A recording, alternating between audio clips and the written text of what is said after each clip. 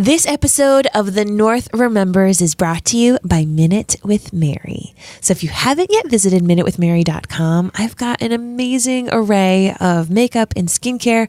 But better than that, I'm here to help you one-on-one to reach your confidence goals or just to play with something new. So reach out at minutewithmary.com.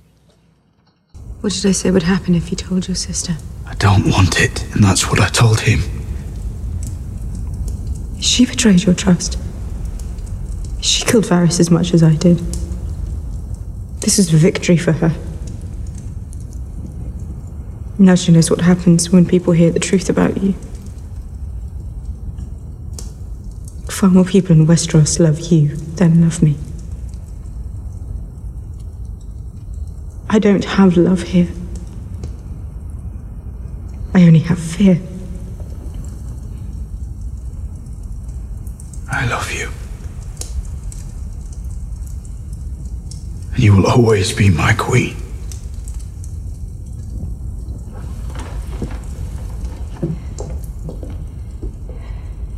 Is that all I am to you? Your queen. All right then.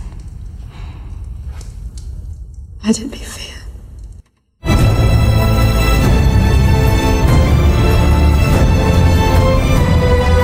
From Providence, Rhode Island, welcome to The North Remembers. It's a podcast dedicated to the show Game of Thrones on HBO. So sit back and relax because winter's here.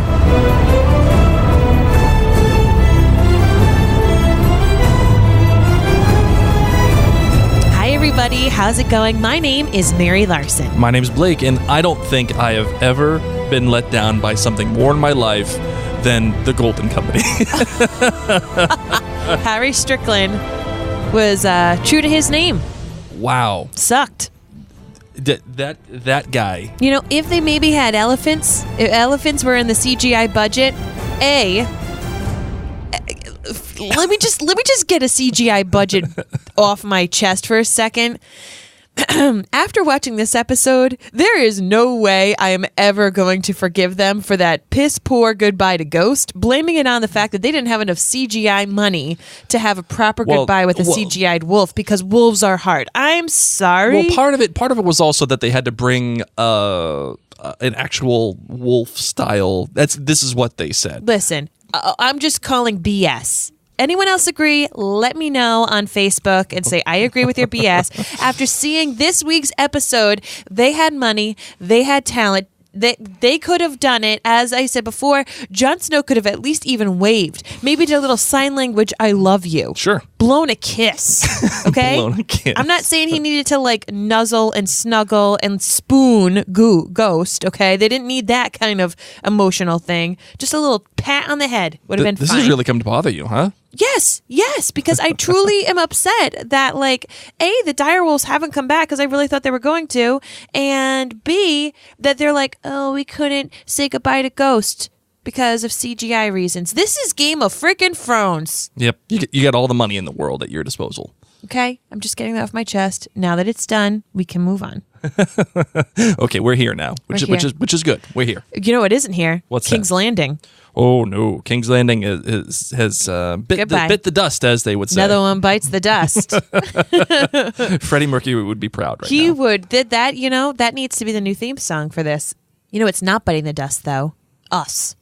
Even though we have one more episode of Game of Thrones, Blake and I are going to keep on going strong with all of our podcasting and blog endeavors. And we want to make sure that you are subscribed for this next episode, but that also you are following us on social media because we're going to keep chatting. I mean, no doubt we're going to keep chatting. There's going to be so much to unravel with Game of Thrones. So you can find us on social media by searching Mary and Blake, or you can head to maryandblake.com to find all of the stuff.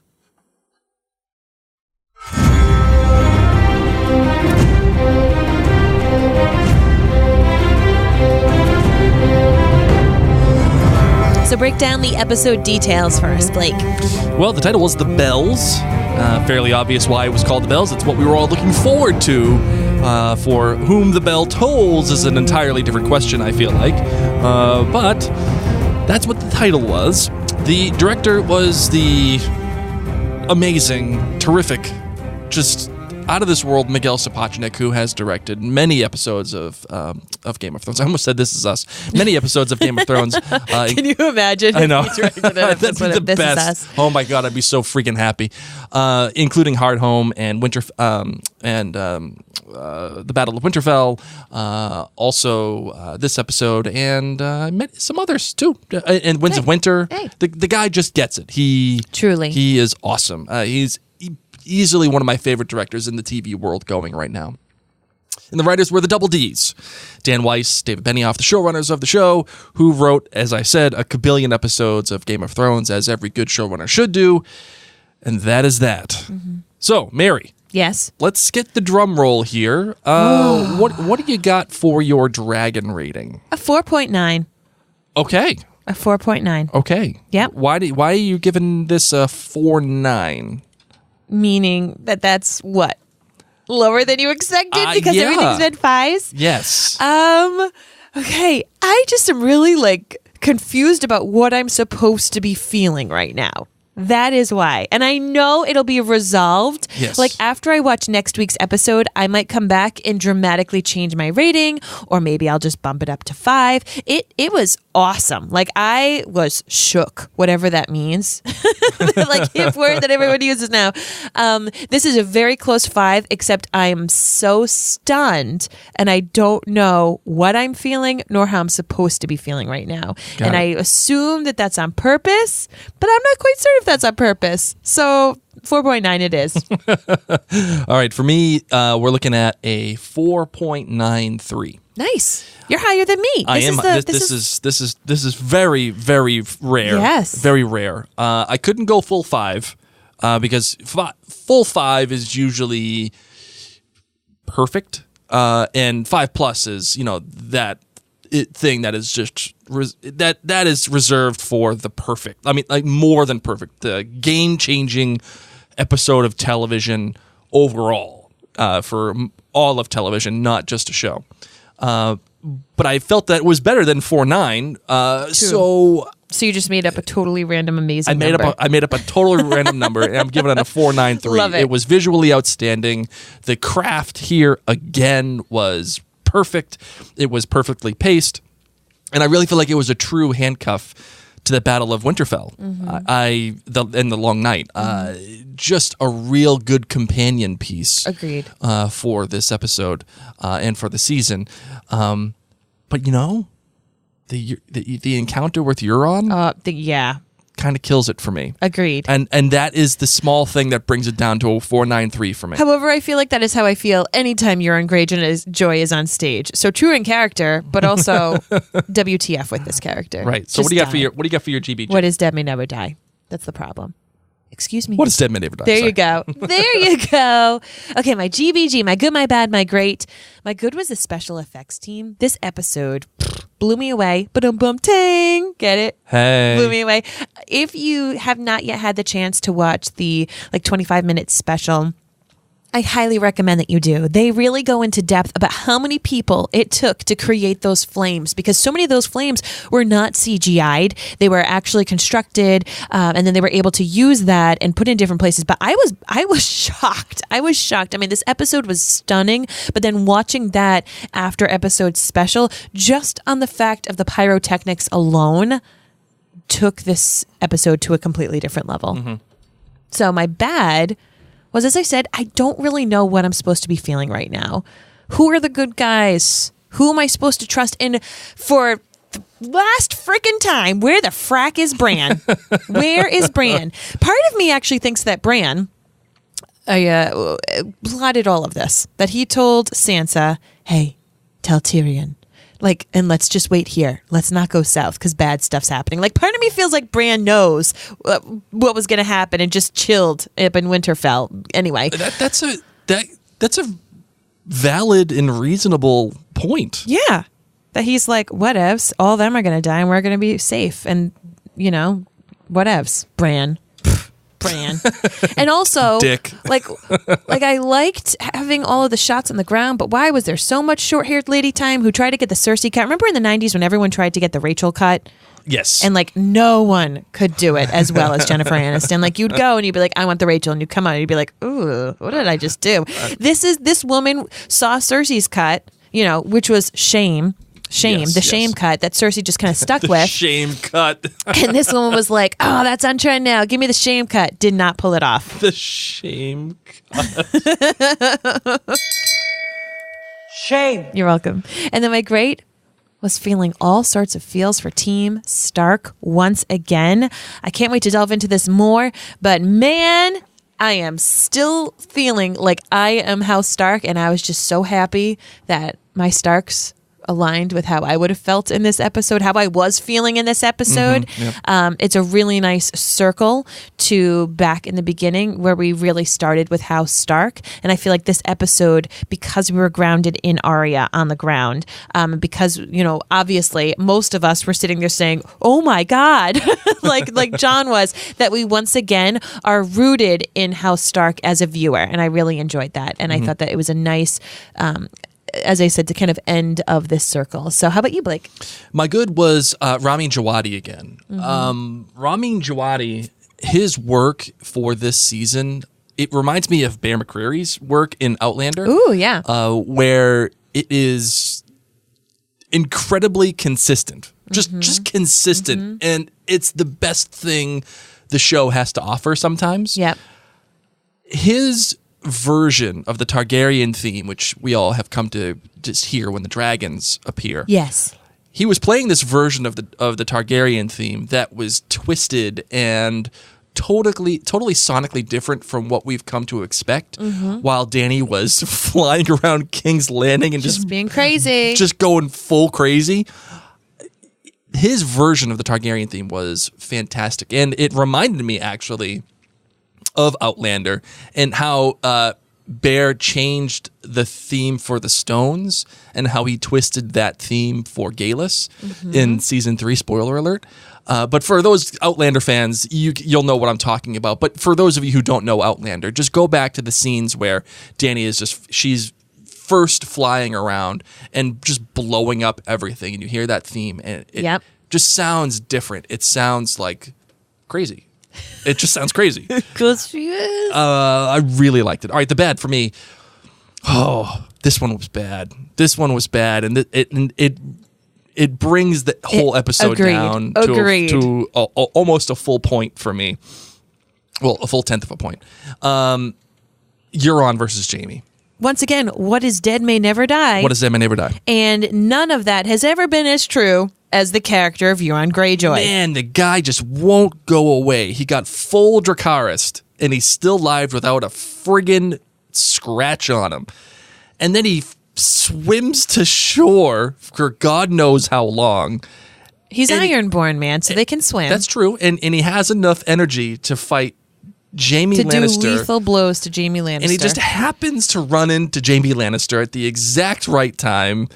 It wasn't like he was just sitting waiting on a rock. He was coming out of the water and was like, Jaime, wow. Man, that was bad. But the reason why, and we could sit here and say it's bad and whatever, but the reason why it's bad is it actually reminds me of Star Trek Nemesis.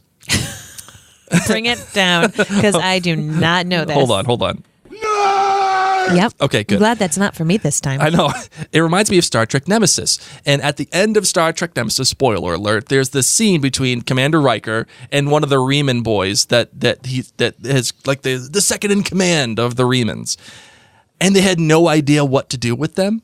So they just made Riker just chase the Reman around the ship, and then finally have this fight in the middle of nowhere for no reason other than, hey, we're fighting, we're giving them something to do. And the Reman dies, and that's that. And what's the problem with that? The problem is you're just giving somebody something to do for the sake of doing it. Agreed. It has no emotional weight. Agreed. It has no bearing on the story. There's nobody changes because of it. There's a fight that happens and someone dies. And if you erased it from the entire episode, nothing would change. Agreed. Like Euron Greyjoy could have easily just burned on his ship. Yeah. And none of us would be like, oh, he didn't get the ending. We didn't get a good goodbye for Euron. He was such a bad guy. No, like he killed a dragon. Right.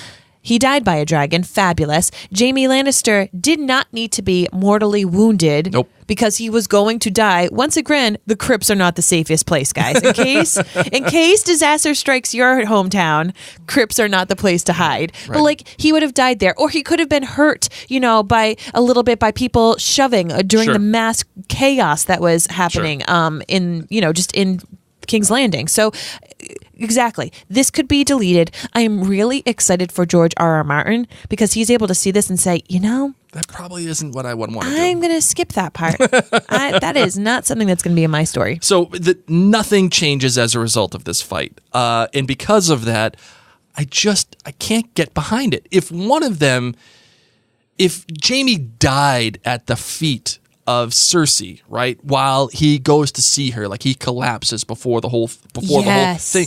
Okay, like I still don't. I'm not in love with it, but okay, at least it changes something. Correct. It leaves Cersei completely alone with Jaime. Yes. Or if Euron came out and he was all badly screwed up because of the fire, but he still had it within him to fight Jaime.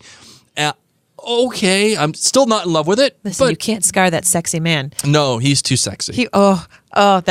That outfit he was wearing. I'm like, I don't like you, but I like this shot of you standing on that boat. Oh God, that chest hair is just so good. It's so good. How was that not singed? You know what? It's because he's Danish. That's the real thing. Okay. Him and Nikolai Coster-Waldau and me, we're all Danish. So the good looks are inherent. Where's your chest hair? I'm full dolphin. Okay, so the great though. The great for me is a tie. The first is the previously on Game of Thrones. Oh. It's that scene where they're talking about. You know what? We're just gonna play it right here. Yeah. We're gonna play it. Hold on. I agree. He has the better claim to the throne. Every time a Targaryen is born, the gods flip a The coin. Mad King gave his enemies the justice he thought they deserved. Children are not their fathers. Be a dragon. You have a gentle heart. Targaryen, alone in the world. It's a terrible thing. You don't want to wake the dragon, do you? Okay, so whether or not you agree with the whole thing of what Dany did or whatever, the way that they set this up, especially with the camera on Emilia Clarke's face as she's looking at Cersei, who had just killed Missandei, and they're playing all of these pertinent lines from the entirety of the show, by the way, it sent chills up my spine. Agreed. As we were watching it. Agreed. I remember thinking, holy smokes, that it sets everything up perfectly for you to understand what's happening. What an amazing way to set the show up. But the other great that I have, too, is the shot of Tyrion entering the city through the blown-apart wall, which is on fire after all the destruction. It's such a great visual aspect of the show because you have such a small person Yes. amidst all of this destruction, amidst all of the huge wall. It's just phenomenal. And for me, it's one of those things that, I always look for when it comes to television or films. What is the one lasting image that I'm going to have from a particular film or from a particular television show or an episode? And, the famous image from Game of Thrones, the one that will always stick with me, no matter what, I don't care what it is the one where, the Bolton army is charging on Jon and he's holding his sword as the horses are coming down upon him from the Battle of the Bastards, right? Mm-hmm. That's like the Game of Thrones image I will never forget. Mm-hmm. I want it framed in our studio. Like that's what I want. Maybe you'll have to draw it. Maybe. You never know. I'm a small little teeny tiny artist. And our basement is actually full of all my artwork. Yes. But we'll see about that. At any rate, this image of Tyrion standing up against the walls and looking in on the carnage and the damage done to King's Landing and everything that image entails, he is the one who helped make that happen. His army is the one that did that, and the revenge of it all, and everything that has come before for Tyrion, whether it is with his dad or his brother or his sister, all of the hardships, everything that has gone on, that was in King's Landing is encompassed right there in that little frame. And man, what a shot. What a shot. I just loved it. All right, so that is that. Marvin, what do you got? I mean, this is a big episode here. And, you know, I've thought to myself over the past number of weeks, man, I've never seen such a huge difference in opinions on episodes in quite some time. I think the last time I saw such a difference in opinions on episodes of television was probably Lost. And here we are, and this episode happens, and so far, in comparison to all the other episodes of this final season of Game of Thrones, the reactions here kind of blow everything out of the water. What do you think? What's your first take from all of this? Like, did you like it? I mean, I know you gave it a 4.9. Oh, I loved it. I loved this episode. And Yes. I think that, you know, it's been really interesting being on social media. And of course, people know that we love Game of Thrones. So people are sending us articles, and this is obviously the most talked about show right now. So you go anywhere and you're seeing articles about it. I think for the most part, the articles and reactions that I have seen have been incredibly negative, have been, you know, that this show has jumped the shark, that we have been led to believe something completely different, especially about Daenerys. I've seen so many articles about people who named their daughters Daenerys, which we've mentioned before on the show. We were close. We were very close to naming our daughter Daenerys. Seconds away. And honest to God, the reason Blake and I didn't, and we said it multiple times, is that we love the name. We love the nickname Dany. We love the strong female character. It's a nerdy reference. But we kept saying, we don't know what's going to happen to her character. And that there are little like crumbs being left out for us that you don't necessarily know if she's going to end up a good guy. No joke. 3.5, 4, almost now, her birthday's this week. Yeah, 4 years 4 years ago, we were on the fence and we said, we're not going to pull the trigger on Dany Right. because we don't know how Dany ends, and we would really regret it if we named our daughter Daenerys and she went crazy. And look what happened. You know what? We should just be called seers. Yeah, You know? exactly. So, you know, all of these articles, as I said, have been popping up. Very few have been positive about this particular episode.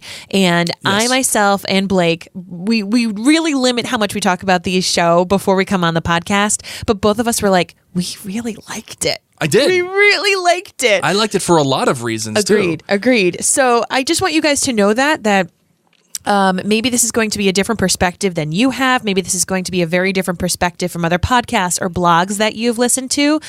But I'm all in on this episode. I am all in, aside from Euron Greyjoy. Like, honestly, aside from Euron Greyjoy, I am all in on this episode. I think that this episode was very in line with George R.R. Martin's story that we were able to have for 5 seasons, that we've been able to have for 5 books. I think that this cycle and the circle of life, Mufasa, was very true in this episode. There are a few other things that I didn't necessarily love. I actually did not love Varys's end of his story.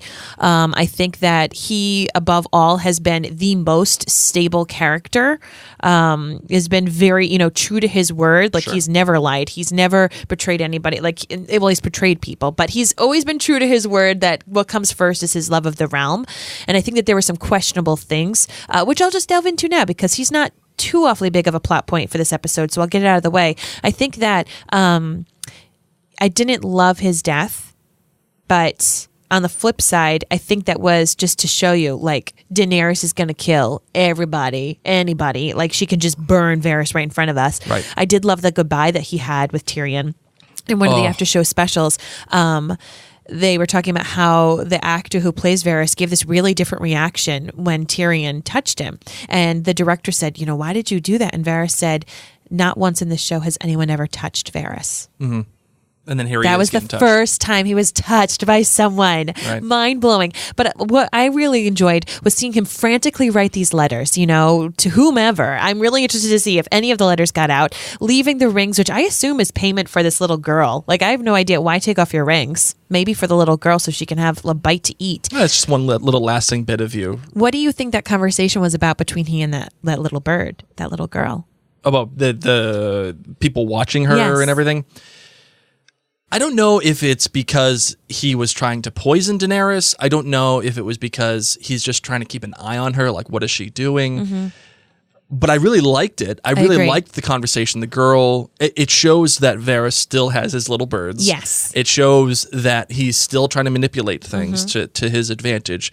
And it also shows that he's just willing to do whatever it takes, even putting a little girl in harm's way. Agreed. He's sitting there convincing this 8, 9, 10-year-old girl, the bigger the risk, Yep. the bigger the reward. I took it as poison. I did. I don't think it was clear, and this is why I had a little difficulty with the Varys storyline. I didn't necessarily love his death. I think that his character was a little cheated, but I do feel like we were meant to believe he was trying to poison Daenerys. Way back when they talked about poison earlier in the show, I think it's Ned Stark that says poison is like the weapon of women. Oh, yes. And they also mention eunuchs. Yes, right. And that's your boy. Yeah. And so, that's always kind of stuck with me, this poison thing. And of course we saw Olenna used poison. Right. So I thought like he's, they're talking about the kitchens, go back to the kitchen. She hasn't eaten in days, which explains a lot about Daenerys' behavior in this episode, might I say. She was Betty White. yes, in the Snickers commercial.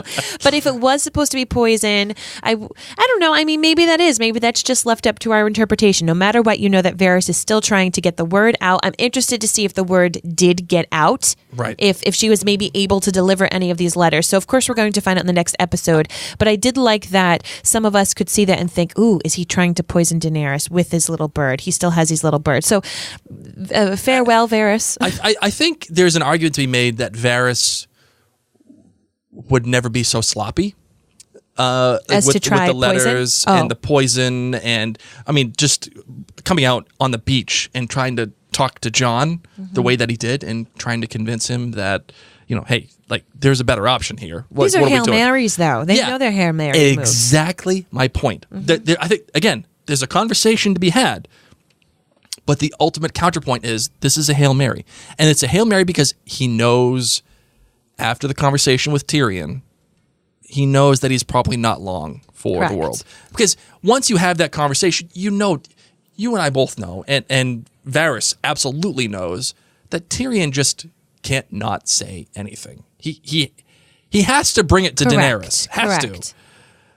And Varys' only hope was that if Jon were to become the heir, if Jon were to step up and tell people the truth, then Varys would be saved. But Varys doesn't necessarily... Varys, of course, cares about his own neck. I mean, we've seen him escape before in times of trouble. Sure. But this is a Hail Mary, and this is why he acted the way he did. His last act was trying to save the realm. Right, and he said he would save the realm in the previous episode, no matter the cost. Agreed. And that cost was his own life. So Agreed. I feel like... Again, there's a conversation to be had, but I feel like the ultimate point is he did what I think he would have done, which is do his best to make it work. And this is the thing, like, there is such a thing, and regardless of however you feel about it, regardless however you feel about him, there is a thing called Trump derangement syndrome, where no matter what happens, the president could walk up to your house and give you $10,000, and somebody would be like, well, where'd you steal it from? Well, is this blood money or whatever? No matter what, people are going to look at President Trump like he's a bad news dude. Yes. Listen, I'm not a huge Trump guy, okay? And it doesn't matter whether you like him or not, doesn't matter. But my ultimate point is this. I think there's a thing right now that's happening, which is Game of Thrones derangement syndrome, that no matter what the show does, haters going to hate. Haters are going to hate, and they're going to be vocal. Correct. Like, they could literally serve you a golden platter Correct. of Valyrian steel in Jaime's golden hand, and you'd still be pissed off. Well, some people would still be pissed off about it. Agree. And I'm not saying that the listeners here are like that or whatever. I'm just saying that there's a vocal group out there that is just ugly right now. Ugly is the good word, because I do think that there is some fun in it. I think that some people are, like I had asked for people's reactions on Facebook, and one of my favorite ones was from a friend, Matt Harrington, who put a GIF of Obi-Wan Kenobi yelling at Anakin Skywalker, saying, "You were supposed to be the chosen one," like with the fire and everything. Yeah. And truly, that's how many of us felt like Daenerys. Or the picture of Thanos standing next to Daenerys saying, "Damn girl, at least I left half." Yes. Carrie sent that one. Yeah, it's so many different fun ones, but I agree. I think actually the hardest thing has been most of season 8. I think that the writers led us on this Disney-fied trip, like, oh, everyone's going to end up so happy. Like, ever since they've been off book, as I say, I feel like they've been a little Disney, like things are, every once in a while they end up with a little bit of a bow. Whereas George R. R. Martin from the start broke our hearts, completely baffled us. The fact that Ned Stark is beheaded. Spoiler alert. like when that happened, you were like, are you kidding me? And right. it's like how I feel now. How am I supposed to feel? What's going to happen next? Who are the good guys? I'm so conflicted. Right. When we had the red wedding and they killed a pregnant woman, stabbing her in her womb and killing Robb Stark, like, what in the world just happened? So all of that is George R. R. Martin, okay? He's like, I don't care what you think or feel. This is humanity, and this is my story, and people change. And I think that one of my favorite things, maybe we'll just jump right into Daenerys. One of my favorite things about this episode is how batshit crazy and how completely different people can become when they've had traumatic loss in their life. Absolutely. I know so many people, real life, who when they lose a parent, when they lose a loved one, when they lose a child, okay, her dragons were her children, guys. When they lose people, it changes you no matter what. Mm-hmm. And sometimes it changes you for the worse. Sometimes you make really radical decisions and choices, and it can ruin other relationships. When you feel alone, when you feel deceived by life and fate and death, you can change. And so when I saw Daenerys, I'm like, she's had traumatic deaths of her children. She's lost her best friend. She has no family, and her lover doesn't want to be her lover anymore. Mm-hmm. No one really loves her. No one does anymore. So of course she feels alone, and she's going to act differently. I'm not saying this is realistic. Obviously, she rides a flaming dragon. But I do think that there is some realism in this storyline of the fact that, like, humans change. Humans often change for the worse. Like, I say it all the time, you can't control anyone but yourself. Like, you can't fully trust, as sad as it is, like, you can't fully trust anyone but yourself. And even then, you can't even trust yourself. Like, traumatic, crazy things happen in your life, and it can change your core. I think there's realism to the pathos of what's happening. Yes. In which George R. R. Martin has shown us time and time again in this series. Right. And having said that, I mean, we can all agree that no matter what, Dany is depressed, right? No. Dany's hungry. She's hungry and depressed. Listen, she's a depressed in 3 Betty days. White. Had they given her a little snack, had they given her just something? Maybe a taco. Oh my gosh. If Dragons she could have had love a taco bar.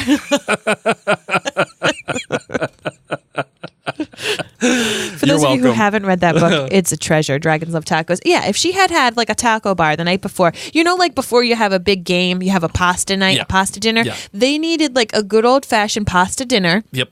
We're going to, trample King's Landing. If Daenerys Targaryen had some lasagna, some bread with some butter, some just good old ziti. She could have carb loaded. She could have totally carb loaded. That view of her on the dragon when the bells rung, instead of having crazy face, which is really hangry, she would have sat there and been like, cool. Okay, good. Who wants ice cream? So I think the pathos is real. She's depressed. And listen, we're not going to get too crazy about this, but when you are depressed, Mary has gone through depression. I have gone through depression. I'm sure most of you listeners have gone through depression. When you are depressed, your feelings are literally depressed. Your actions are literally depressed. You do things that don't make sense to a rational person. So when you're looking for reasoning as to why Dany did what she did, well, there is reasoning there, but you just may not understand it. Mm-hmm. And that's okay. Yes. She's looking at that red keep, and she's, again, like how I talked about Tyrion as he's looking at the gates all blown out, and all of the things that have happened to him before all happened here, and it's just representative of that for him. Dany is looking at the red keep, and just thinking of all of the stuff that happens. And at this very moment, she looks at it and says, I've had it. I can't allow Cersei to live. I can't allow these people to live because guess what's going to happen again? And this is already Dany's MO. She has no problem killing and burning people. Right. Like, it's not like murder is new to Daenerys. So that's what she does. Right. And people have said, oh, well, they've rushed her craziness over the past 2 seasons to just get to this point. And I really disagree. I really disagree because this level of action has always been alluded to throughout the whole run. I mean, we could talk about how she killed her brother and she killed the witch who saved, Khal Drogo. She killed all the masters. Killed the master. Ton of whom she's were, done everything. Like, innocent. Right. She hasn't been great. I think the problem has been that they've made it very Disney recently. Right. And yes, I think that's 100% true. But I want to go back to a clip in Battle of the Bastards. Okay. Where in the episode, The Battle of the Bastards, not actually The Battle of the Bastards. Yeah, right. Okay. A part of what was happening at the beginning of the Battle of the Bastards, and it's a conversation between Tyrion and Daenerys. And as all this was happening, I kept thinking about this. So let's take a quick listen and let's see if you think I'm right. Shall we begin? Do we have a plan? I will crucify the masters. I will set their fleets afire, kill every last one of their soldiers, and return their cities to the dirt. That is my plan. You don't approve. You once told me you knew what your father was. Did you know his plans for King's Landing when the Lannister armies were at his gates? Probably not. Well, he told my brother, and Jaime told me. He had caches of wildfire Hidden under the Red Keep, the guild halls, the Scepter Baela, all the major thoroughfares. He would have burned every one of his citizens, the loyal ones and the traitors, every man, woman, and child. That's why Jaime killed him. This is entirely different. You're talking about destroying cities. It's not entirely different. I'd like to suggest an alternate approach. Okay, so here, this is like a big friggin' deal, this conversation that he has with Dany. And it's not because it proves me right or Mary right or anybody else right. The story is telling you that Dany has always had this in her. And to her benefit, she's always had people around her to say, whoa, wait. Yeah, like that's not a great idea. Yeah, like let's take a step back. Let's life map a little bit here. I love how it's like, okay, well that's an option. We're gonna take that option. Yeah, we're gonna put it in a box. Yeah. We're gonna save it for later. Yeah. We're gonna take that box. We're gonna put it up on a shelf. Yeah. Yeah. We're gonna lock it real tight. That's the real special That's idea, like how Dany. I feel like I talk with you sometimes, Blake, when you're like, I have this idea how to handle this. And I'm like, okay. That's one way. That's one way. That's a choice. Yeah. So here's the thing. Dany doesn't have anybody left to tell her, you know what, Dany? It could have been Jon. Not a good idea. Like, I was ready for her to propose to him, and it could have been Jon. Yeah, but that's a little reductive, I think. I don't know. That would have been Disney. Exactly. That's what I'm saying is that, like, it could have. What I mean, like, is, people have said, oh, well, if Jon just slept with her, she wouldn't have done this. I kind of disagree. He would have also had to given her a pizza. And we played it at the beginning of this episode where it was like, okay, let it be fear then. And people are taking that as though she's going to rule through fear. And I don't disagree, but I feel like she is talking specifically to Jon. She's saying, am I only that to you? Am I only a queen to you? Because you're the only thing I have of love. Mm-hmm. You're the only thing. And he doesn't reciprocate to her what she wants. And it's like this moment of her realization, like, okay, if you're not going to love me, then fine.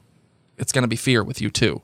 That's the way that I took it. Like, it's fear for you as well, not the whole world. Although you could make an argument that that's what she's talking about, I still feel like it was centered. That comment was centered toward Jon, like personally. Do you understand what I'm saying? Yeah. Like, why do you think? I mean, he just witnessed Varys get burned to a crisp. So I feel like it's probably not the best time to go. You're not really horny. Having like relations. Yeah. You're not like, you know what I need right now? Yeah. That's what I need. Not happening. And this is the problem. I feel like people, the show has made its bones on being unpredictable. Correct. And unexpected. From day one. Like absolute day one. Pushing a child out of a window. Right. And and I think people have come to love this show a lot.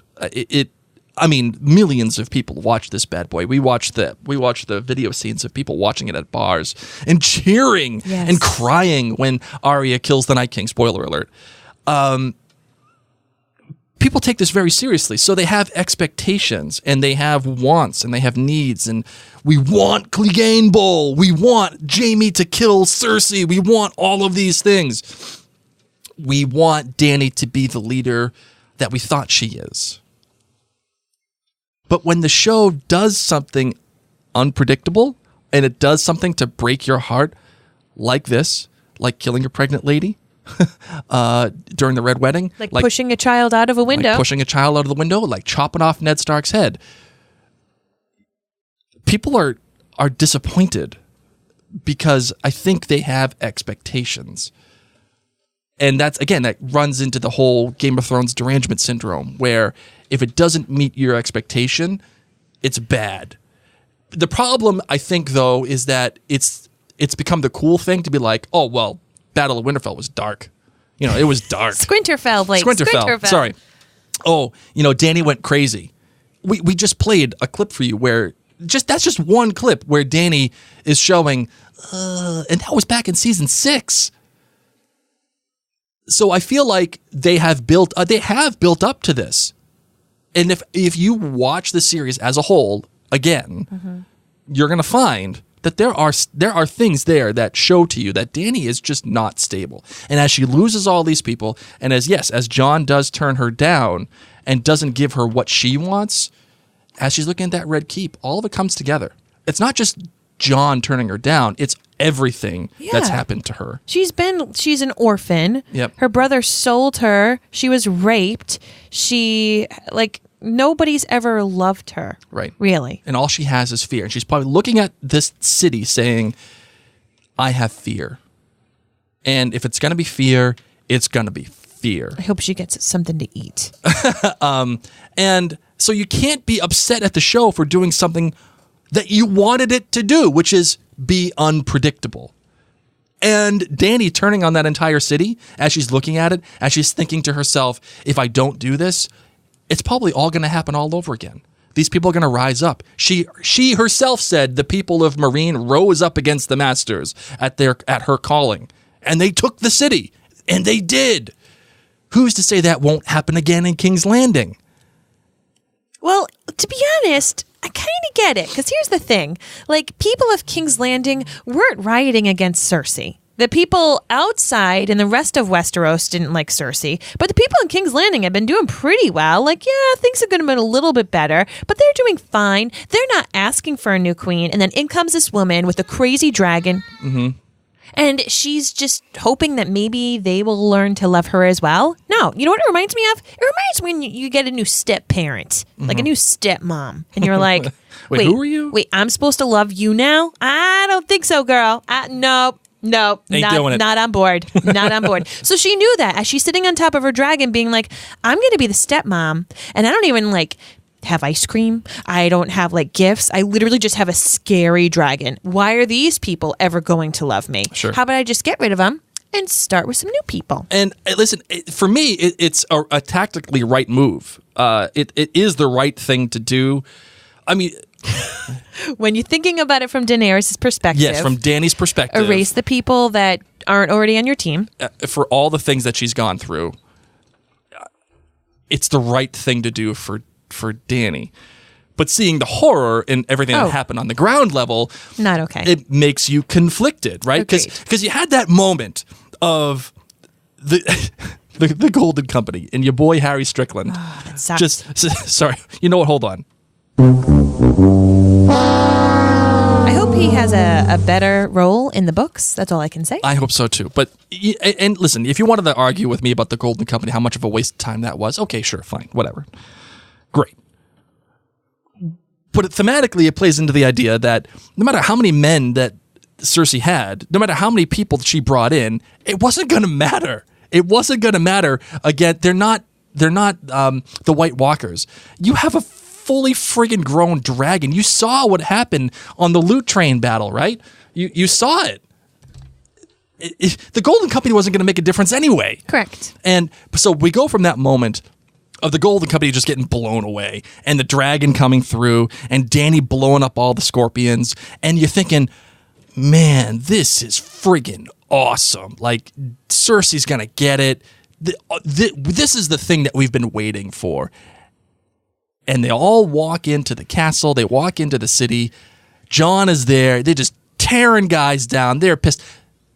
The Targaryen allied army is an invading force. It's an invading force. Mm-hmm. And here they come. We may like them as viewers, but when you look at it from that point of view, there's a lot to be going on here. And finally, the Lannisters throw their swords down, and we have this moment of the bells, setting it all up. The bells. And the tension there. Ring the bells! Ring the bells! Why didn't all of them try to go ring it? Because there are people that are probably there, like waiting to ring the bells. Then how did Jaime get past them? We missed that. I would have much preferred see Jaime get into the bell tower than see Jaime fight Euron. Yes, absolutely. I totally agree. I totally agree. Right.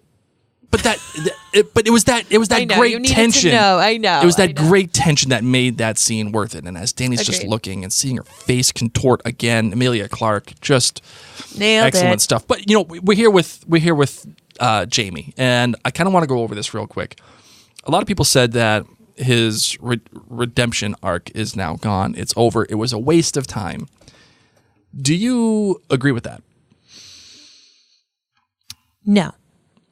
Okay, that's fine. Why do you agree with that? Well, why do you not agree with that? Because Circle of Life, like this is mirroring the beginning. I think once again, we started this series with this incestuous, really whack couple who he pushed Bran out of a window, and he has continued to do bad things. Sure. He really has continued to do bad things. Yes, recently, as it's been the Disneyfied version of Game of Thrones, it's been lovely seeing him hook up with Brienne and like having a lovely time. But that's not really who Jaime was for the majority of his life, and Cersei is his heroine. Yeah, Cersei is his drug of choice, Yep. and sadly, he's gone back, and he knows it's the end of time. I mean, he just saw the army of the dead. Okay, if that doesn't make you want to be with your family, then I don't know what does. And he knows that Cersei is going to die. Yep. He knows it. And what's his life without Cersei? Right. I mean, yes, it would have been great for him to be with Brienne, but that wasn't true to Jaime's core. And I really think that this is becoming a full circle. That things that happened and how we felt in season 1 of Game of Thrones is how a lot of what we're going to be feeling now. We're rooted with the Starks, okay? And Jaime and Cersei are who they are. And I don't know. I'm really okay with it. It makes me sad because I liked shipping Jaime and Brienne, but I mean, Jaime's arc to me was one of finding that you can be a good person, but not having the strength to accept it. Well, and like, he didn't kill anybody to get to Cersei. No. So, no, I mean, other than Euron, but whatever. Oh, but what? Yeah, whatevs. You know what I mean? It's not like he came in and was like, "Never mind, Team Lannister," and like tried to kill a dragon. Right. He just went to go be with the woman that he loves. So I don't think it entirely ruined his arc. I think he just knew it's the end of time for us, and I want to be with the woman that I love. Right. I came into this world with her. I'm going to exit this world with her. That's what he's always wanted. I agree. And that has been set forth since season 5 when Bronn asked him, hey, how do you want to die? And he says, well, I want to be with the woman in the arms of the woman that I love. And that's what he gets. And Yes. I really feel like it's a perfect ending for Jaime. Did I want him to kill Cersei? Sure. But when I look at it thematically, what happened, that makes much more sense to me. I would have liked a different ending for Cersei. Yeah, now here's a conversation. Now, this is a conversation I'm willing to have with somebody. do you think Cersei got off too easy? Yes. What would you have preferred to have seen? I don't know. I mean, I was pumped for the Arya thing, but I really liked how that ended between her and the Hound. I would have loved to see Daenerys or Jon or like something happen, get burned by, I don't even know, or maybe have her fly in the street, like running in the streets and being trampled by these people who she's tried to work for so long. Sure. I don't fully know. I do enjoy the fact that she was crushed by the castle that she fought so hard to get a hold of. Right. That, like, when you think about that symbolically, that she literally was crushed by everything she spent her entire life working with. I think that that's okay. I would have liked a little bit more. My favorite Cersei moment, however, was her tiptoeing between the game bowl. Just like walking away. I'm just going to leave right now. Yeah, I'm just going to, hey, I'll see you guys later, okay? Yeah. I'm gonna... You do you, boo. You do you. So I think I agree. I'm fine with Jaime's arc. I would have liked a little something more with Cersei, but we spent a lot of time with her as the city was being destructed, with her different reactions with Qyburn. Right. Maybe we could have seen some milk of Poppy, like, being handed over. I really loved her talking, like, what about the baby? I want this baby to live. Once again, Cersei, you might not really be pregnant in my mind, but it's okay. We'll go for it that she is. I had a little difficulty with her death. I wanted it to be horrific, not in the arm. I wanted in the arms of the one you love for Jaime. I wanted Cersei to have a traumatic death. Yeah, I'm not here to write a better show. No. But I think if just playing with what we have, having Euron stab Jaime and get to the point where Jaime does die in Cersei's arms. And Cersei is left with literally nothing. And then the Red Keep falls on her. That would have been cool. Being crushed by... I mean, she kept faith in sellswords and zombies and Qyburn and buildings and the tradition of the Red Keep never falling. And in the end, it falls on top of her with a dead Jaime at her feet who tried to get there just to be with her. And he died for her for really nothing. Yeah. That, I feel like, would have been...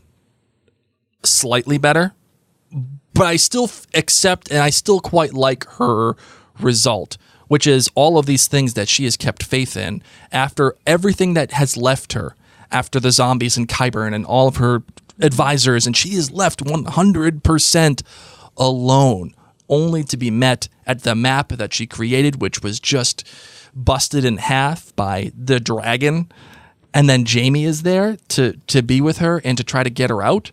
And how she reverts back to that little girl that we saw in season 5, who, when she gets the prophecy from Maggie the Frog, she's just a scared little girl at this point. It's like, oh my God, look what I have done. Like, why? I can't believe this happened. She kept such blind faith in all of the in herself, like in the crap, in the stuff that is stuff. Yes. And all of that stuff came down on her. You may not like it that she didn't suffer more, but thematically, her dying the way that she did with the person that she did, pretty deep. It makes a lot of sense. I mean, she is the person who has built her whole reign on fear, and here they are just having this this little bit together before it all comes down. Hey, another question I have for you is Arya. Arya, with the intent of going to kill Cersei, which I quite liked, doesn't and makes a choice. How do you feel about this choice, my darling? Well, we've had Arya saying she wanted to kill Cersei this entire time. So once again, like, if you're talking about things that have been laid down for us, hearing, awakening the dragon, like all these pieces that were laid down for us for Daenerys' storyline, this major part for Arya that has been laid down since the very beginning doesn't come true.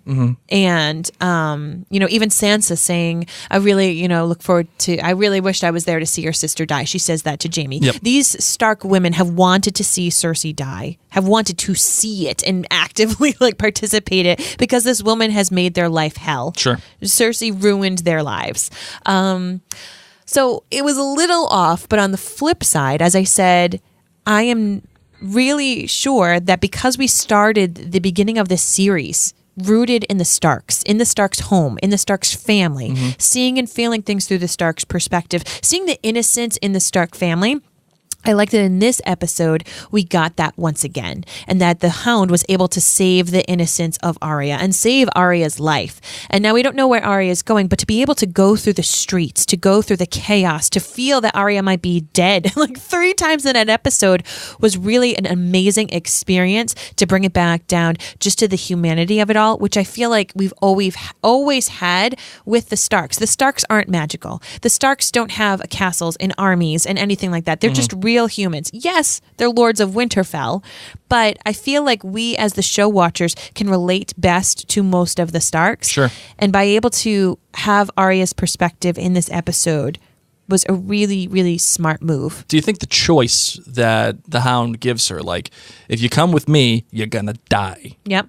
And do you want to be like me? And she chooses to not do it.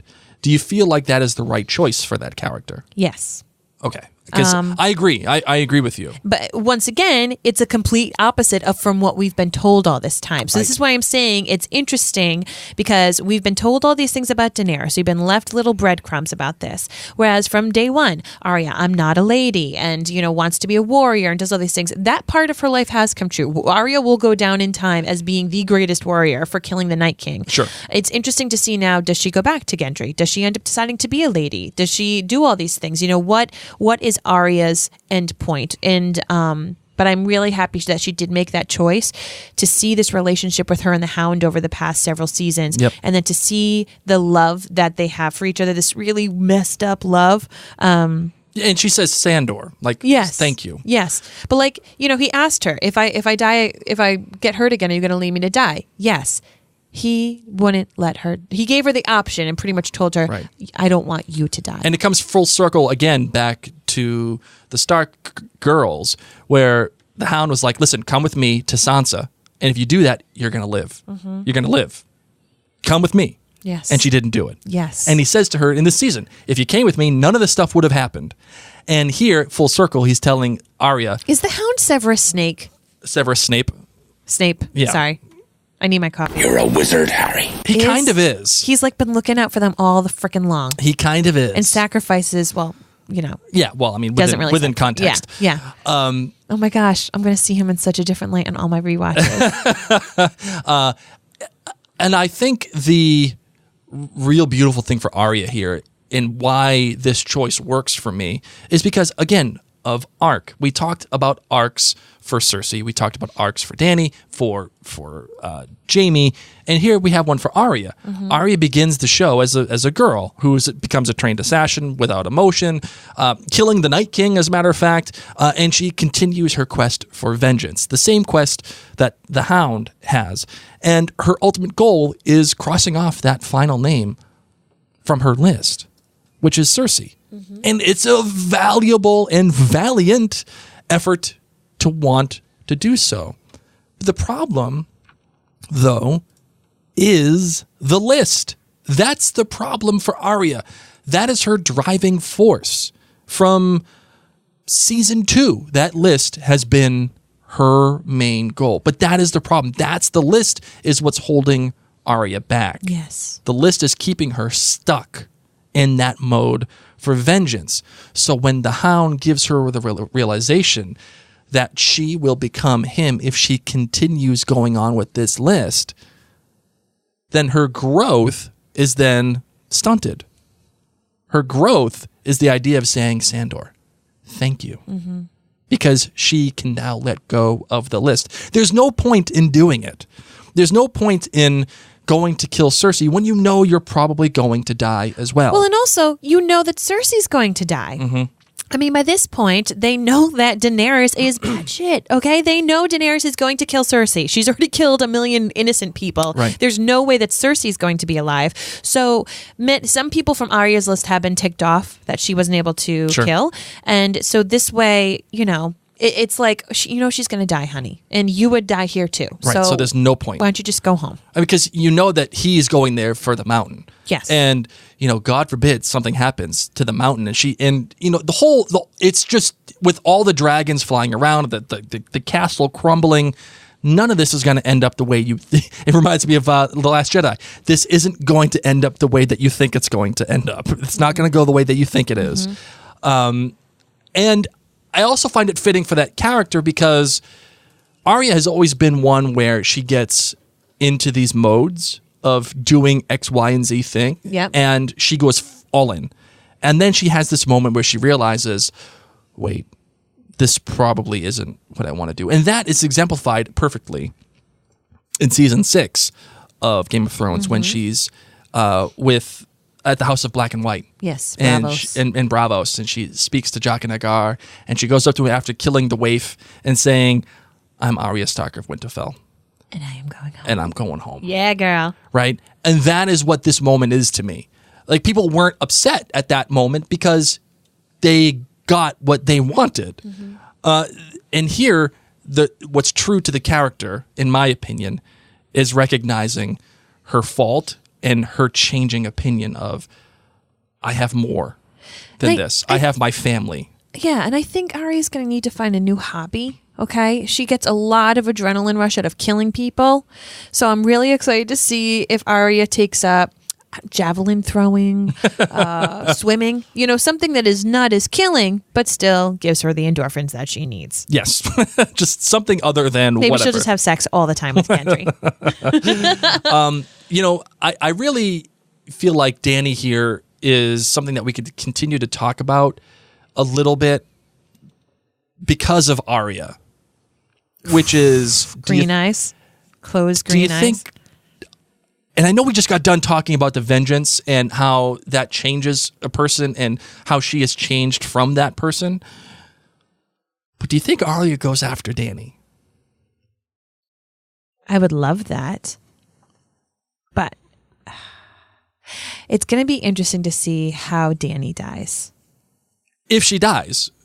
Yes. I think that she's going to have to. And I think she's going to have to because, people have always kind of looked at Dany as like this benevolent figure who saved slaves and got rid of the masters and everything. But as we've just discussed, Dany has never been our moral compass.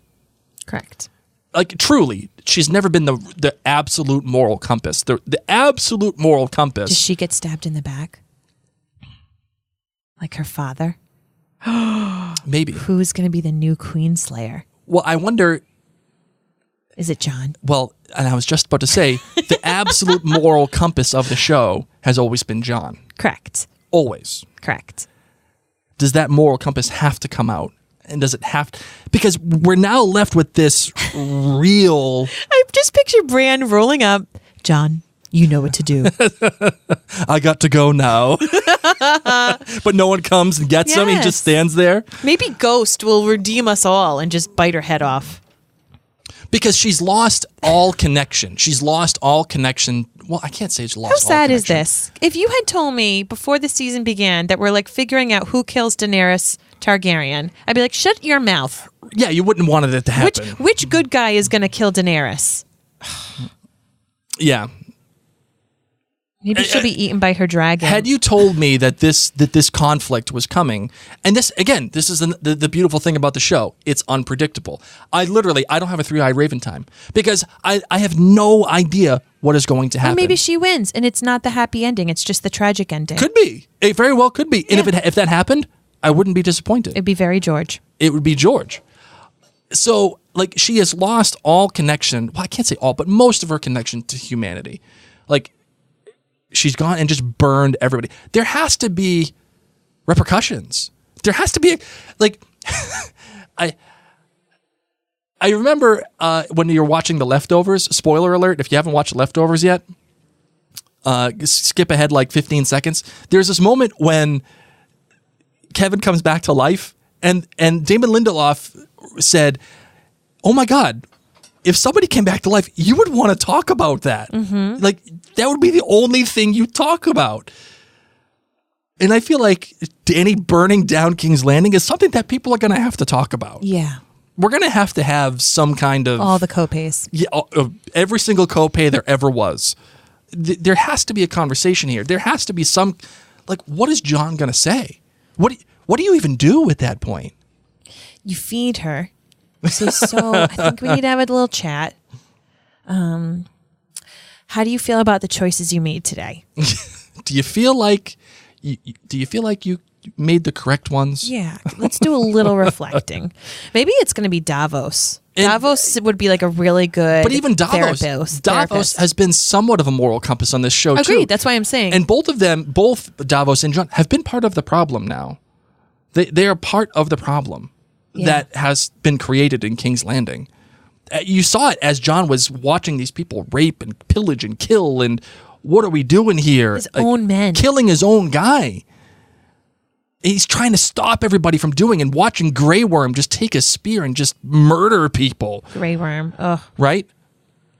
I feel like there has to be a conversation here, and he is the moral compass, and he has to be the one that does something about Dany.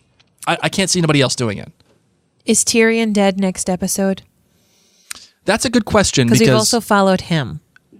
We followed him, and he's the one who set Jaime free, which is another great full circle moment. Oh my God, that's when you and I both cried. Oh my God, I sobbed. You were the only one that didn't treat me like I was a monster. I literally sobbed. I know. With the embrace of the two, and like how Jaime was just like holding Tyrion, just because they both know that this is it. In my little happy life, Tyrion just gets to grow old chatting with Bran. I feel like he and Bran would have some nice chats together, because Tyrion loves that stuff. Bran, Sam, and Tyrion just chilling out, man, writing books.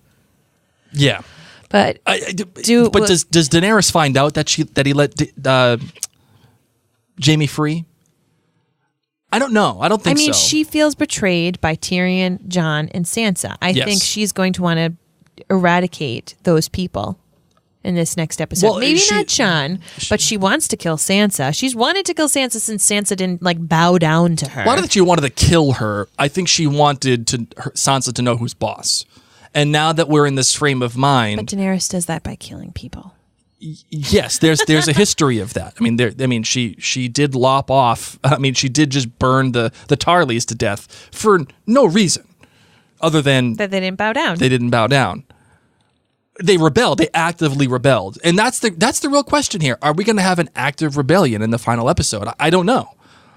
I don't know. I'm so awkward.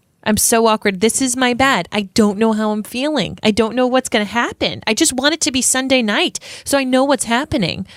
Okay. All right. So where do we go from here? We have the horse. I wanted to talk about the horse real quick. The white horse. The white horse. What did you think about the horse? Did you like it? Did you think it was a waste of time? I loved it. That shot as Arya comes out from the rubble before she meets the horse is one of the most beautiful shots in this episode. That's what I would love for you to draw. Yep. I thought it was really symbolic because for so much of our time when we were cheering for Daenerys, before she became like the dragon burn people to a crisp person, she was always riding a white horse. She was our heroine. She was the good that we got to see in the world. And it was cool because, for so long we've been saying how Game of Thrones is really giving a lot of power and hope through the female characters, that the guys kind of messed it up, that they're just blokes that don't really know what they're doing. But the females are the ones that have been pushing the story forward. For better or for worse, they've been pushing the story forward. Yep. And I really liked that the horse that Arya got to ride is a white horse, because as I said, for so long we saw the white horse with Daenerys, granted with her gorgeous white hair and everything, but it just seemed like this beacon of hope, this beacon of goodness coming into the world through this world of destruction that people have ruined. So in it, just always you see a white horse as that symbol. Sure. But I liked how Daenerys is riding a black dragon and Arya is the one now riding a white horse. Absolutely fantastic comparison there. And another comparison that I would like to make too is also with Arya and Dany, and how they're both faced with a choice. They're both faced with a choice of violence. And Dany is faced with her choice to burn all of King's Landing, and then she does. Arya's faced with a choice to go kill Cersei, and she doesn't. And in the meantime, she's out there as she's trying to escape the city, as Dany is burning it down. She is... And they're intercutting Arya's escape with Clegane Bowl. By the way, we haven't even talked about Clegane Bowl yet. Oh my gosh, how long is this episode already? I feel so bad for our listeners. We're at 109. Okay, guys. We won't take forever, we promise. We're intercut with Clegane Bowl, and as the Hound is getting pummeled, she is getting pummeled in the streets. And the one thing that saves her is care. I'm not going to say love, but care. Actual care from another human being.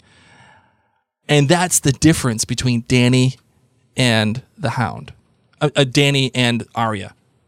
Dany doesn't have that kind of humanity in her right now.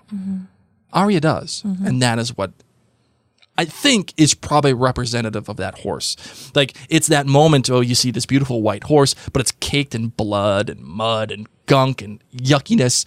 And Arya leaves the hellish landscape on this beautiful white horse covered in cake and blood and muck and escapes. Yes. And leaves with her... Covered in cake? Leaves with her humanity. Chocolate? All the chocolate cake. No, funfetti is the only way to go. Way to go, man. Way to go. And I wanted to continue on to this with Miguel Sapochnik. Oh, I thought we were going to talk about Clegane. Well, we're going to, because that's going to lead into Clegane. Okay. Miguel Sapochnik's direction in this episode was superb in every way. And the one thing I could really tell you is the geography of it all. And I know I make a big deal of this, but if you can never tell where you are and how far away you are from your key goal, places, yes, then you're doing a terrible job. Agreed. And this guy made it so I knew where I was at all times. And he had that anchoring spot of the bells.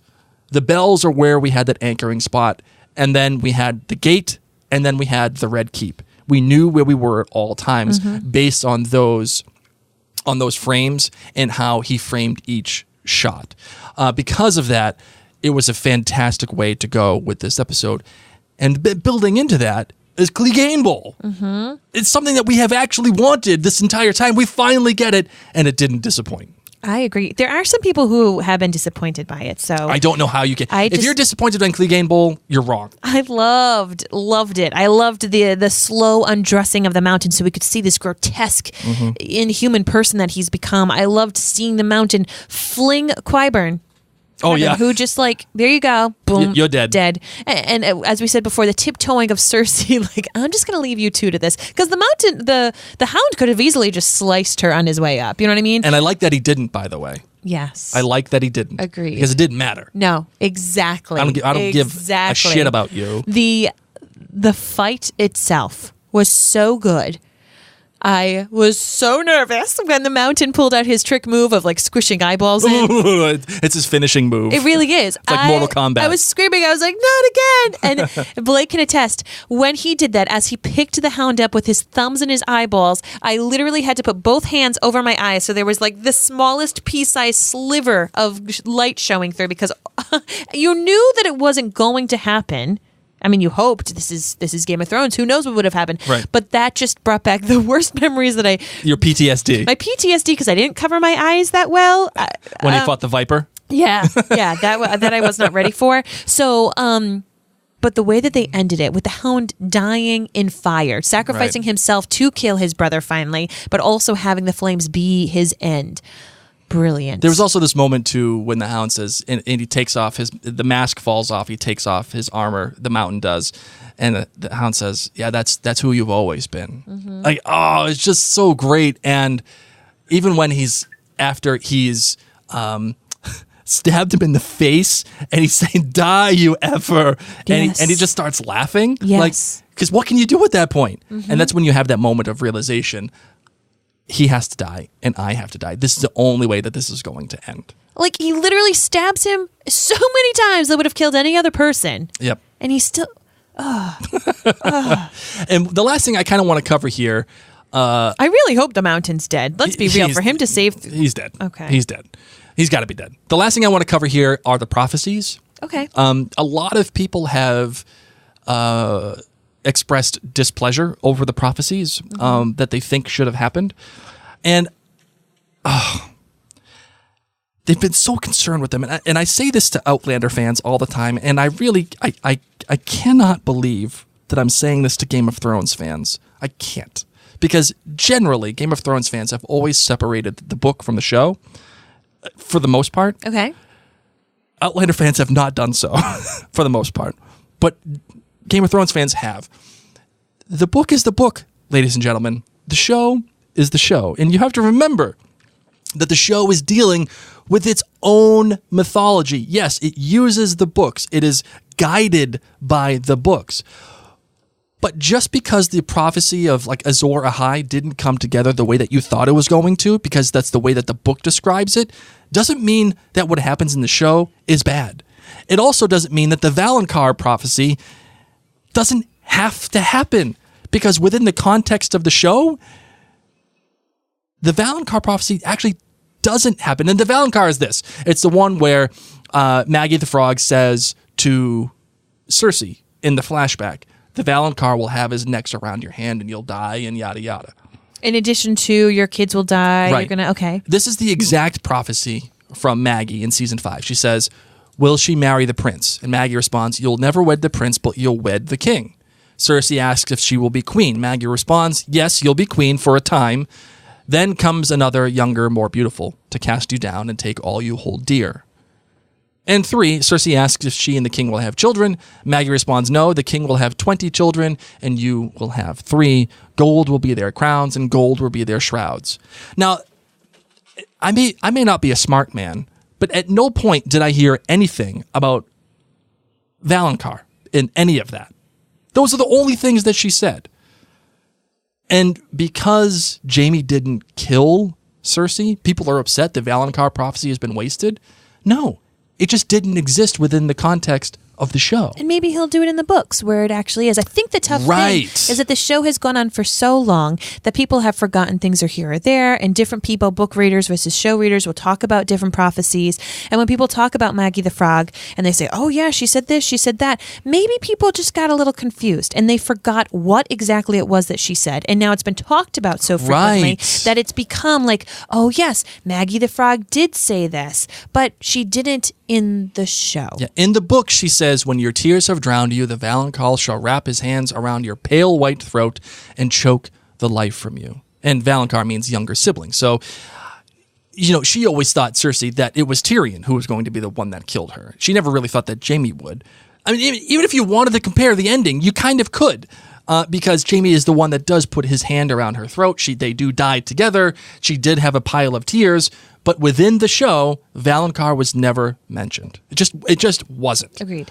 And I also liked, in terms of the prophecies, the fact that Bran's vision of the dragon flying over King's Landing, the exact shot does happen. Mm-hmm. So it tells me that we're going to have that same exact shot from Dany's vision of the House of Undying in the next episode. Walking in the ashy throne room. Going to touch the throne and Agreed. her not being able to do it. Because something else is calling to her. And it might be her dragons. Might be Jon. Might be Jon. You never know. I think that's it. Okay. I think that's it. I'm sure there's way more to talk about, but All right. that's the beauty of the Let's do listener it. feedback episode. Are you ready for some throne rankings? I do. All right. I am. Let's do it.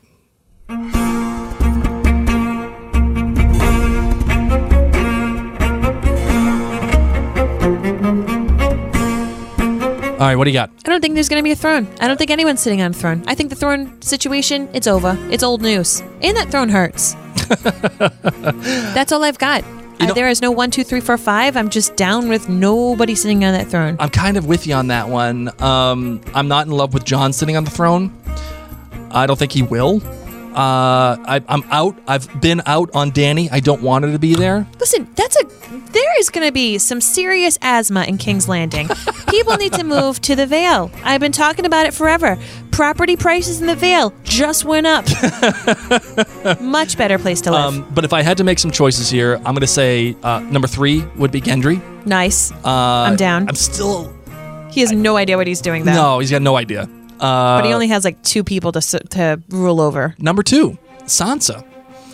I still feel like there's a chance. She's wicked smart. She's wicked smart, dude. Wicked smart. And there's a possibility that she might. And then my number 1 choice What do you even feed? Or what do dragons even eat?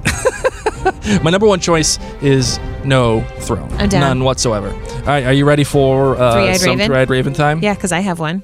Oh, you do? I do. You said you don't have one, but I do. I kind of don't. I All right, did. well, here you go. This one's for you, my darling.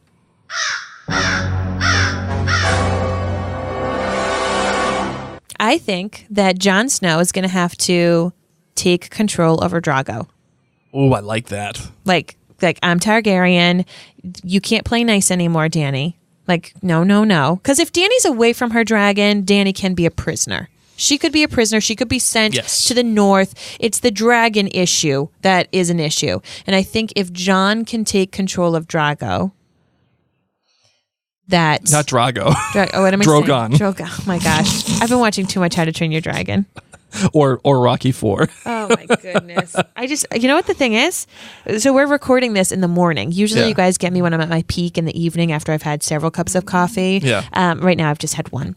So yeah, I think that Jon is imagine going if Jon to has the big Rocky speech. If yous could change, we's could change. with his man bun. We's all could change.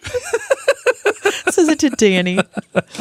Oh my goodness. But I do think that he's going to have to pull a Targaryen and be like, I think I'm going to have to take your dragon away. You know, like when your high school student, your high schooler, like does something stupid with a car, like gets a driving ticket because they've gone too fast. Yep. Yeah, I think I'm going to have to take the keys away for a little while. We're gonna have to take the keys away from the dragon. Yeah. I'm just going to take this. You need to go think about what you just did. Think about the woman you want to be. I think that Jon's gonna one up her and be able to take over the dragon. All right. If I had to put some money on it, Can you do something about Bran? Can that be your three-eyed raven? Like a little fist bump because this is called the three-eyed raven? yes. You want to know what it is? I would love to know. Bran's gonna reset everything. He's gonna reset Dany, and he's gonna prevent her from doing what she did. Oh my god! If this next episode is just like a big rewind, Nice sound effects. When do you reset to? At the point of where she's looking at the Red Keep, he's gonna reset it somehow. That would be nice. That would be Disney. It would be a little Disney. It'd be a little Twilight too. It'd be a tad Twilight. Why not just fix it so that Jon actually rules? Say it out loud. Bran has been so useless. He needs to do something. That's why I'm saying they alluded to the fact that Bran can change history. He spoke to his dad at the Tower of Joy. Like there's a reason for that. Unless he went into Dany's mind and said, "Burn them all." You know? Wouldn't Bran, that be something? It would. But I don't think that happened. Bran sucks, okay? Bran needs to... Come on, Bran. What were those poor kids' names that sacrificed themselves? Oh, yeah. Jojen and... And their dad sacrificed themselves for Howland Jon Reed, Snow. yep. Goodness gracious, Bran. Yep. Mira Reed and Jojen Yes, Reed. Yep. Mira and Jojen are coming back to get you from the past. And they're going to say, this is what we saved you for? There has to be a reason that they showed that. There has to be. And there has to be a reason for Bran. So much bad has happened that I don't know. I mean, if nothing else, George R. R. Martin will fix it. Because seriously, what is the point of Brandon Stark? What was the point of any of this for Brandon Stark? Well, listen.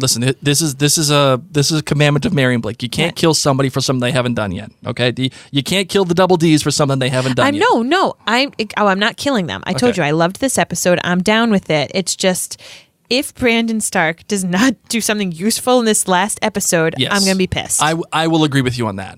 That is all I care about. I don't care necessarily about Dany living or dying. I don't care about who sits on the throne. Honest to God, we cared so long for the Night King, all this magic stuff, the three-eyed raven, all of this stuff. If Brandon Stark does not do something useful in this final episode, I'm going to be pissed. Arya is fine. Everybody else is fine. Honestly, They're all human. But this magical component of Game of Thrones that we have cared so deeply about is going to be a wash if Brandon Stark doesn't do something. He has to do. Yes, you're right. In my opinion, he has to do. It doesn't have to be big. Maybe he just resets a decision that Dany makes later on in this episode. If he just goes for a little raven ride again, I'm going to be so mad.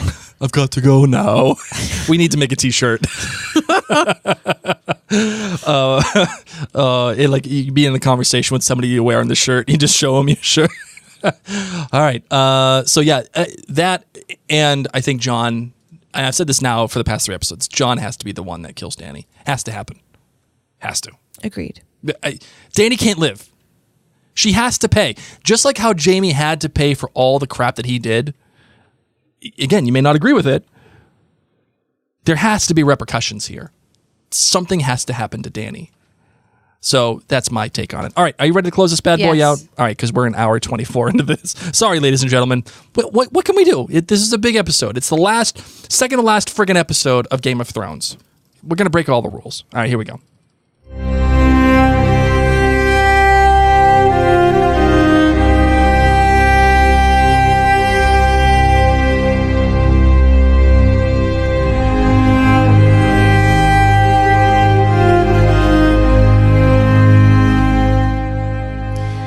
Ladies and gents, as we said, we're going to be having our listener feedback episode this week, our finale recap next week, and then a listener feedback next week as well. There'll probably be a few more episodes to dissect, but if you have enjoyed your time here talking about Game of Thrones with Blake and I, we do want to remind you that we podcast about a bunch of other shows, and you can find all of those podcasts at maryandblake.com. Plus, we would love for you to follow us on social media. Our best place actually is on Facebook. Just search Mary and Blake. We are very active there. We love to chat with you about your theories and your shows that interest you. And to be honest, we might be looking for another show or topic to podcast about. Not right away, but as we're in this off season, we are going to be podcasting about Hamilton. Yes. So for those of you who are Hamilton junkies, or even if you're not, Blake and I highly recommend that you do. We are offering it as a incentive for our patrons of Outlander Cast, but even if you're not an Outlander lover, if that is not for you, you can still listen to this and become a patron for the summertime while we are podcasting about Hamilton. Right, and we can enjoy Hamilton. Again, it will only be for our patrons, the Hamilton podcast. But if we have another show, maybe what we can do is we can. We'll figure it out. We'll figure that stuff out. So again, go to maryandblake.com, check out all the podcasts, including Outlander Cast and This Is Us too, as well as our Leftovers podcast, as a matter of fact, too. That's all there. So good. I miss the Leftovers. Can you believe, by the way, this is the second to last episode of Game of Thrones? No. This is it. This is coming. This is the end. This is going to be it. I can't. I can't well, as for now, ladies and gents, I'm Mary Larson. My name's Blake. And the North remembers.